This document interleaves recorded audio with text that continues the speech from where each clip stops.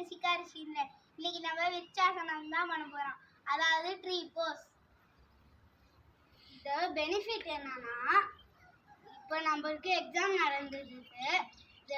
இதை பண்ணிட்டு போனா, இந்த யோகா பண்ணிட்டு போனா நல்லா லிசன் பண்ணலாம்.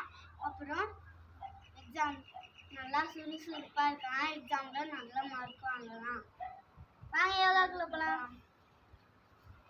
ஃபஸ்ட்டு காலை நீட்டிக்கோங்க.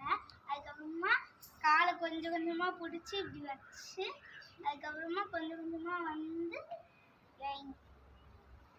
ஒரே இடத்தையே பார்த்துட்டு இருந்தால் தான் ஸ்ட்ரெயிட்டாக நிற்க முடியும். இல்லாட்டி அப்புறம் விழுந்துட்டே தான் இருக்க முடியும். 1 2 3 4 5 6 7 8 9 10 ரிலாக்ஸ். வாங்க இதுலயே செகண்ட் ஸ்டேஜ் போகலாம். காலை அதே மாதிரியே காலை மெதுமெதுவாக வச்சு மேலாப்ப கொண்டு போய் கை வைங்க. 1 2 3 4 5 6 7 8 9 10 ரிலாக்ஸ்.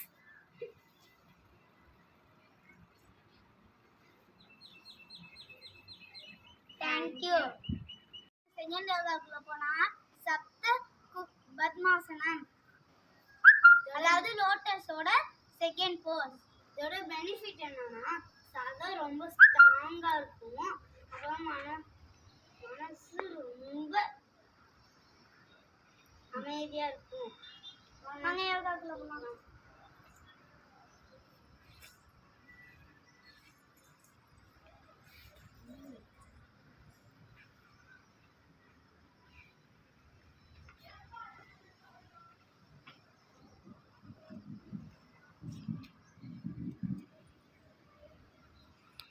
One, 2, 3, 4, 5, 6, 7, 8, 9, 10.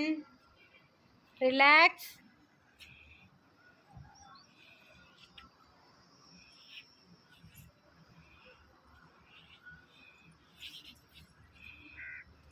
Thank you.